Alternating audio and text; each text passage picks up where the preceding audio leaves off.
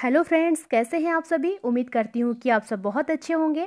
दोस्तों, आज के इस वीडियो में मैं आप सब लोगों के लिए एक ऐसा प्रत्यय लेके आई हूँ जो कि हर कॉम्पिटेटिव एग्जाम में आता है।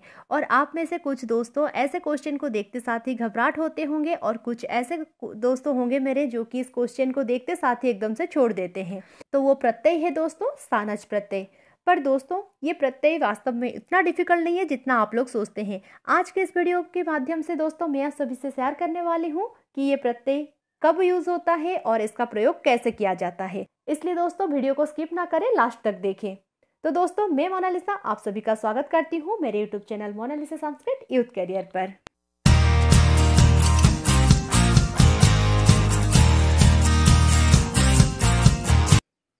दोस्तों, ये जो सानच प्रत्यय है, सानच प्रत्यय करते हुए के अर्थ में प्रयोग होता है। दोस्तों, जैसे मैंने इससे पहले एक वीडियो बनाया था शत्रु प्रत्यय के ऊपर, आई होप कि आप सबने देख लिए होंगे। अगर नहीं देखा उसका लिंक मैंने डिस्क्रिप्शन बॉक्स में दे दूंगी, जाके एक बार देख लीजिएगा।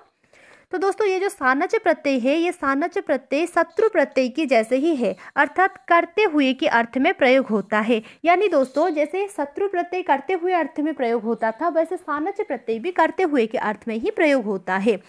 तो फिर दोस्तों, अब बात आती है कि शत्रु और सानच प्रत्यय जब प्रत्ययांत शब्द में रहेंगे तो उनको कैसे पहचानेंगे ना। जो सानच प्रत्यय है उसका जो अंतिम अक्षर है वो मान रहता है, अर्थात जब धातु के बाद धातु के साथ जब सानच प्रत्यय जुड़ता है उसमें अंतिम अक्षर मान रहता है। जैसे उदाहरण सेवमान, लवमान ऐसे ही रहता है।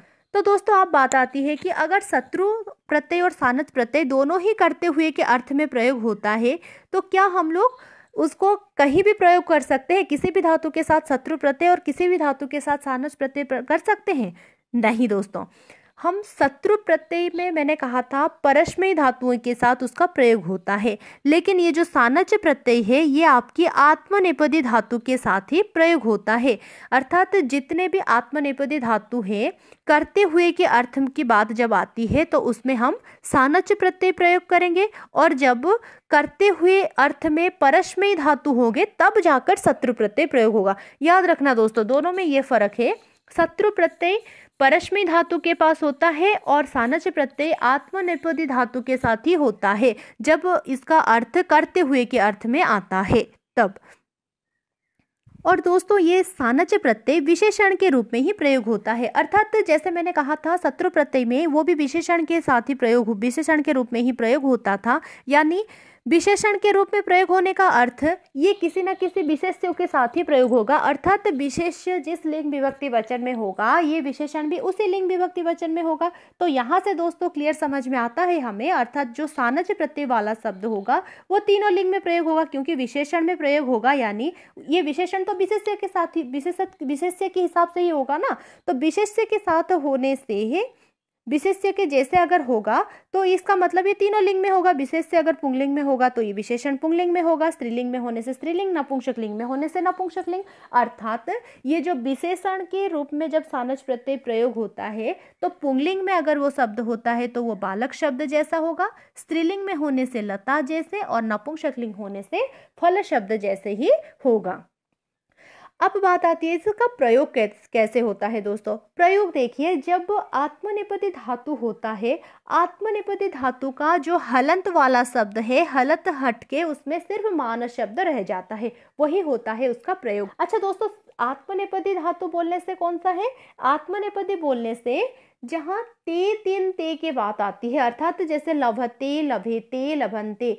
जैसे परस्मैयी में क्या था, ती तहन ती अंतिम में आता था लट लकार में, लेकिन यहाँ लट लकार में ते तेन ते आएगा, यानी लभते, लभेते, लभंते ऐसे जब रूप होता है तो उसको वो कहलाता है आत्मनेपदी धातु।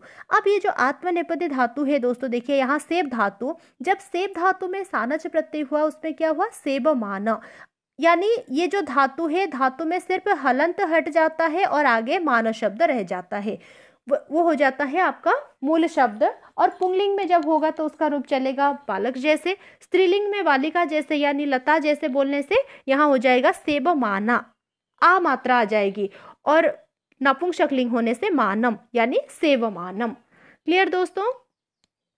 अब दोस्तों बात आती है कि ये जो सानच प्रत्यय है इसका प्रयोग हम कैसे करें।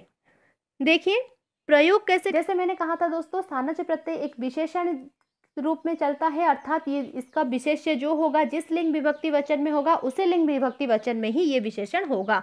अर्थात जैसे इधर एग्जाम्पल के साथ देखिए, बालकः वृद्धम सेवमानः हसति, यानी जो बालक है वो बुढ़ा का सेवा करते हुए हंस रहा है। अर्थात यहाँ विशेष्य क्या है दोस्तों, सेवा करते हुए बालक, अर्थात कौन सेवा करते हुए, बालक सेवा करते हुए, यानी बालक हो गया यहाँ विशेष्य और विशेषण इसका हो गया सेवमानः।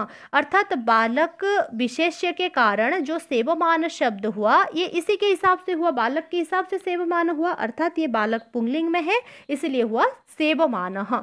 बालकः वृद्धम सेवमानः हसति, बालिका वृद्धम सेवमाना हसति। अब देखिए यहाँ बालिका है तो सेवमाना आ गया, क्योंकि बालिका जो है स्त्रीलिंग में है और ये इसका विशेषण है, तो बालिका के हिसाब से हुआ सेवमाना। वैसे कंपमानम शिशुम पश्य, कंपमानम जो शब्द हुआ वो शिशु के जैसे हुआ तो इसलिए कंपमानम, कंपमानम शिशुम पश्य। अर्थात यहाँ देखिए कंपमानम ये तो लिंग है, पुंगलिंग वाला शब्द, ये नपुंसक नहीं, ये पुंगलिंग में ही है, लेकिन शिशुम है द्वितीय विभक्ति एक वचन में, इसलिए कंपमान शब्द भी द्वितीय विभक्ति एक वचन में हुआ पुंगलिंग में कंपमानम। अर्थात विशेष्य जिस लिंग विभक्ति वचन में होगा विशेषण भी उसी लिंग विभक्ति वचन में ही होगा। तो यहाँ जैसे विशेष्य हुआ पुंगलिंग द्वितीय विभक्ति एक वचन में, कंपमानम शब्द भी पुंगलिंग द्वितीय विभक्ति एक वचन में हुआ।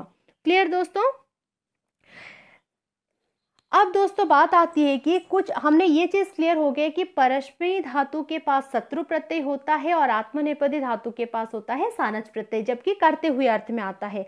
लेकिन हमारे कुछ ऐसे धातु होते हैं जो कि उभयपदी होते हैं। उभयपदी बोलने से दोस्तों कुछ ऐसे धातु होते हैं हमारे जो कि परस्मैी में भी चलता है रूप और आत्मनेपदी में भी चलता है, तो उनका क्या करें दोस्तों, उसके लिए कहा उभयपदी धातुओं के शत्रु और सानच दोनों में प्रयोग होगा। अर्थात अगर करते हुए की अर्थ में बात आती है तो उसके लिए हम शत्रु प्रत्यय भी प्रयोग कर सकते हैं और सानच भी प्रयोग कर सकते हैं, दोनों में से कोई एक प्रयोग कर सकते हैं अगर वो उभयपदी है। उभयपदी बोलने से परस्मैी में भी उसका रूप चलता है और आत्मनेपदी में भी रूप चलता है। जैसे एग्जाम्पल देखिए, पठ धातु है, पठ धातु जो है वो परस्मैी में भी रूप चलता है, आत्मनेपदी में भी उसका रूप चलता है। जब इसका शत्रु प्रत्यय, जब परस्मैी के हिसाब से देखें हम तो उस पर शत्रु प्रत्यय होगा तो रूप निकलेगा इसका पठन।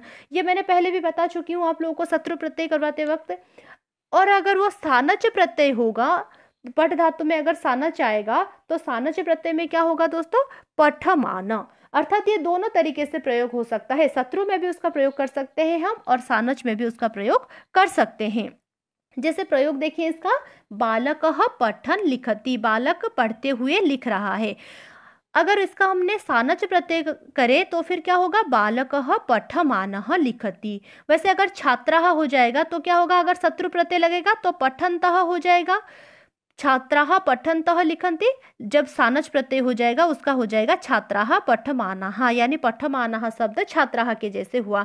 अर्थात इसका हम शत्रु प्रत्यय कर सकते हैं और सानच भी कर सकते हैं। जहां हम परस्मैी के हिसाब से देखेंगे वहां शत्रु प्रत्यय करेंगे और जहां आत्मनेपदी के हिसाब से देखेंगे वहां सानच प्रत्यय करेंगे। क्लियर दोस्तों।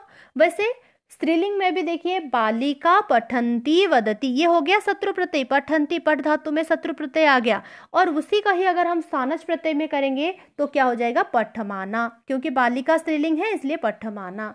बालिकाः पठन्त्यः वदन्ति हो जाता है शत्रु में, लेकिन जब उसी का ही सानच प्रत्यय करेंगे हम पठमानाः। लेकिन दोस्तों एक चीज यहाँ पे ध्यान रखिए, हर शत्रु प्रत्यय वाला धातु सानच नहीं होता है।